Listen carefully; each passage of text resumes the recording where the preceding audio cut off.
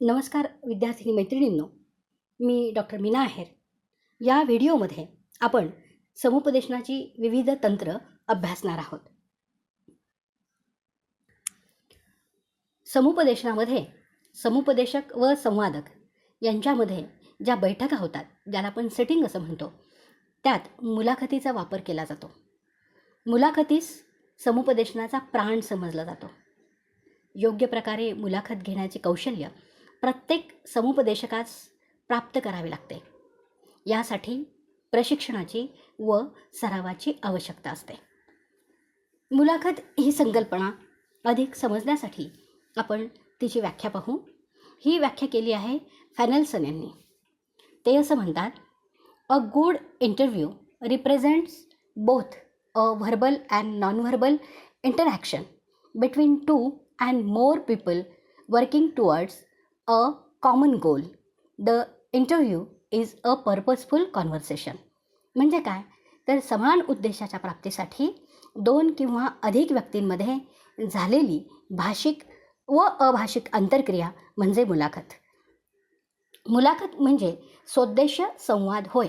म्हणजे संवाद जो होतो समुपदेशक आणि संवादक यांच्यामध्ये, तो उद्देशपूर्ण असतो असा त्याचा अर्थ होतो.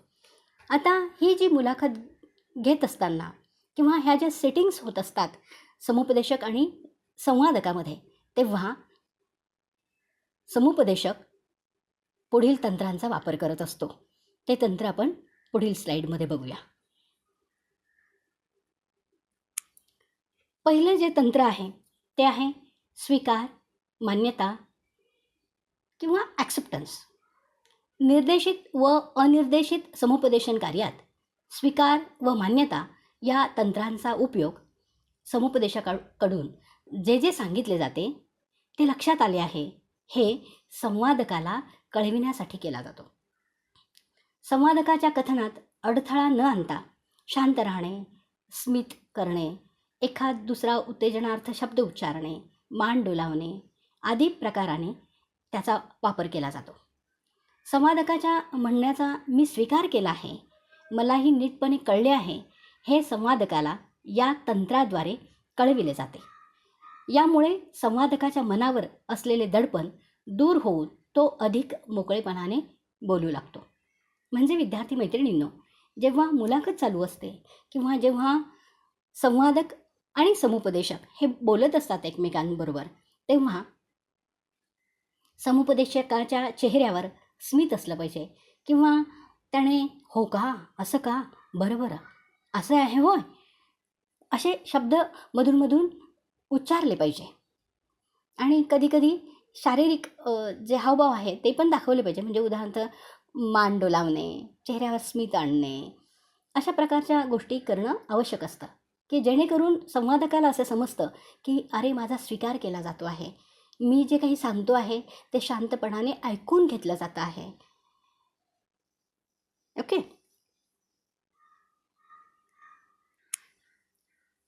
दुसरं जे तंत्र आहे ते आहे पुनरुच्चार, रिस्ट्रॅक्टमेंट. या तंत्राद्वारे समुपदेशक संवादकाचे बोलणे लक्षपूर्वक ऐकून घेऊन त्याचा थोडक्यात पुनरुच्चार करतो. त्यामुळे संवादकाला समुपदेशकाने पूर्णतः समजावून घेतले आहे हे दर्शविले जाते. तसेच संवादकाला थोडी विश्रांती मिळून पुढल्या कथनाची जुळवाजुळव करता येते. संवादकाला पुनर्भरण करता येते. आपण ऐकले ते बरोबर आहे का किंवा नाही याची समुपदेशकाला खात्रीही करून घेता येते. संवादकात अंतर्दृष्टी निर्माण करण्यास यामुळे मदत होते. सारांश तंत्र, समरी टेक्निक. समुपदेशक संवादकाने केलेल्या कथनाचा सारांश करतो. या सारांशात सर्वात महत्त्वाच्या बाबींवर प्रकाश टाकला जातो. महत्त्वाच्या मुद्द्यांचे संकलन व व्यवस्थापन केले जाते. यामध्ये समुपदेशक पुढाकार घेतो.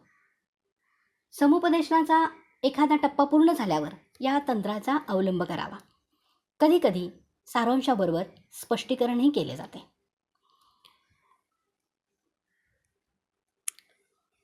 त्यानंतरचं जे तंत्र आहे ते आहे सर्वसामान्य पुढाकार. General lead. संवादकाच्या कथनात जो भाग सुस्पष्ट नसेल वा समुपदेशकांना कळलं नसेल त्या बाबतीत समुपदेशक सूचना देऊन संवादकाकडून अधिक माहिती काढून घेतो. उदाहरणार्थ, या समस्येबद्दल अधिक काही माहिती सांगाल का? किंवा तुम्हाला असं म्हणायचं होतं का? किंवा तुम्हाला असं वाटतं का? असे प्रश्न विचारून अधिकची माहिती काढून घेतो. यात समुपदेशक पुढाकार घेत असतो. या तंत्रामुळे समस्येमध्ये शिरकाव मिळण्यास समुपदेशकाला मदत मिळते. त्याचबरोबर काही मुद्द्यांचे स्पष्टीकरणही होतं आणि समुपदेशकाला कोणत्या दिशेने माहिती हवी आहे याचा संवादकाला एक प्रकारचा अंदाज येत असतो.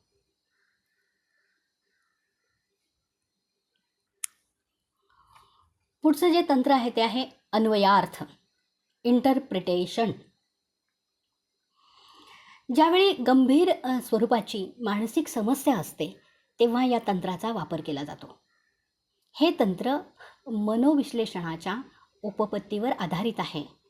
ही मनोविश्लेषणाची उपपत्ती सिग्मंड फ्राईड यांनी मांडलेली आहे. या पद्धतीनुसार आपल्या इच्छा जरी अबोधावस्थेमध्ये दडपल्या तरी त्या नष्ट होत नाहीत.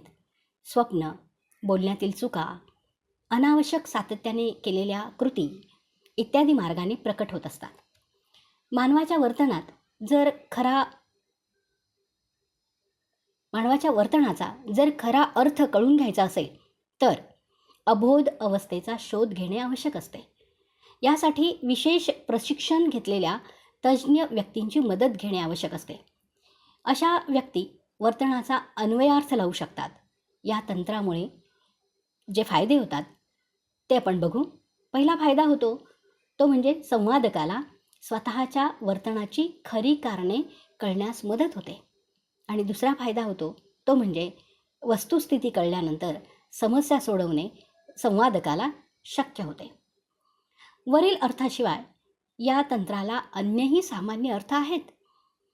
संवादकाच्या विधानाचा समुपदेशकाने स्वतःच्या दृष्टीने अन्वयार्थ लावणेही महत्त्वाचे असते. जर समुपदेशक हा अन्वयार्थ लावू शकला तर समस्येचे अधिक स्पष्टीकरण होण्यास मदत मिळते. नंतरचं जे तंत्र आहे ते आहे सल्ला, ॲडव्हाइस टेक्निक. समुपदेशनाच्या तात्विक बैठकीनुसार समुपदेशकाने शक्यतो प्रत्यक्ष सल्ला देऊ नये वा उपदेशही करू नये. परंतु निर्देशित समुपदेशनामध्ये परिपक्व व अनुभवी समुपदेशक या तंत्रांचा अवलंब करतात. या तंत्राचा त्यांनीही वारंवार वा जास्त प्रमाणात उपयोग करू नये आणि संवादकाने प्रत्यक्ष विनंती केल्यानंतरच वा अत्यंत आवश्यक असेल तरच या तंत्राचा वापर करावा, अन्यथा करू नये. नकार वा नापसंती, रिजेक्शन. ज्यावेळी एखाद्या संवादकाने घेतलेला निर्णय चुकीचा आहे वा आत्मघातकी आहे असे समुपदेशकाला वाटले किंवा वाटते तेव्हा नाईलाजाने संवादकाने घेतलेल्या निर्णयास समुपदेशकाने असहमती दाखवावी. उदाहरणार्थ, विद्यार्थ्याने शाळा सोडण्याचा निर्णय घेतला तर समुपदेशकाने तसे करू नकोस, शाळेत राहणे आवश्यक आहे असे प्रत्यक्ष सांगणे आवश्यक असते. आता आपण समुपदेशनाची प्रक्रिया पाहूया. शैक्षणिक, व्यावसायिक व वैयक्तिक समुपदेशनाच्या प्रक्रियेत ज्या टप्प्यांचा अवलंब केला जातो ते टप्पे किंवा त्या पायऱ्या आपण पाहू. पहिला जो टप्पा आहे तो आहे समुपदेशनासाठी आवश्यक यंत्रणा उभी करणे. समुपदेशनाच्या कार्यास प्रारंभ करण्यापूर्वी आवश्यक यंत्रणा असणे आवश्यक असते. आवश्यक यंत्रणेत प्रशिक्षित समुपदेशक व अन्य व्यक्ती संवादकासाठी विविध माहिती गोळा करण्याची यंत्रणा, आवश्यक जागा व इतर साधने सज्ज असणे आवश्यक असते. या प्रक्रियेचा जो दुसरा टप्पा आहे तो आहे समुपदेशक आणि संवादक यांच्यात योग्य संबंध प्रस्थापित होणे. यांच्यामध्ये एक विशिष्ट प्रकारचं नातं निर्माण होणं हा समुपदेशनाचा प्राण असतो. हे नाते चांगले निर्माण झाले तरच समुपदेशन प्रक्रिया सुरळीत पार पडू शकते, अन्यथा नाही. या नात्यात अनेक घटक असतात. त्यामध्ये एकमेकांविषयीचा आदर आहे, विश्वास आहे, मोकळेपणा आहे, मुक्त संप्रेषण आहे, जाण आहे, काळजी आहे, सह अनुभूती आहे, प्रामाणिकपणा आहे, एकमेकांचा गुणदोषांसकट स्वीकार करणे, या सर्व घटकांचे मिश्रण यामध्ये झालेले असते. नंतर तिसरा जो टप्पा आहे तो आहे संवादकास स्वतःची जाणीव करून देण्यास मदत करणे. संवादक व समुपदेशक यांच्यात योग्य प्रकारचे नाते निर्माण झाल्यानंतर समुपदेशक संवादकास स्वतःची ओळख करून घेण्यास मदत करतो. स्वतःशी ओळख याचा अर्थ असा, स्वतःचे गुणदोष यांची जाणीव होणे. स्वतःची ओळख असल्याशिवाय, स्वतःची ओळख असल्याशिवाय स्वतःला काय समस्या आहेत याची जाणीव होत नाही. या कार्यासाठी अनेक प्रकारच्या माहितीची गरज असते. यासंबंधी चर्चा अन्य ठिकाणी केलेली आहेच. ढोबळमानाने असे म्हणता येईल की संवादकाचा भूतकाळ, त्याचे इतरांशी संबंध, घरचे वातावरण, बुद्धिमत्ता, अभियोग्यता, अभिवृत्ती, अभिरुची, शारीरिक स्वास्थ्य वगैरे सर्व घटकांची माहिती समुपदेशकाला असणे आवश्यक आहे. त्याचबरोबर संवादकालाही स्वतःबद्दलची जाण असणं आवश्यक आहे.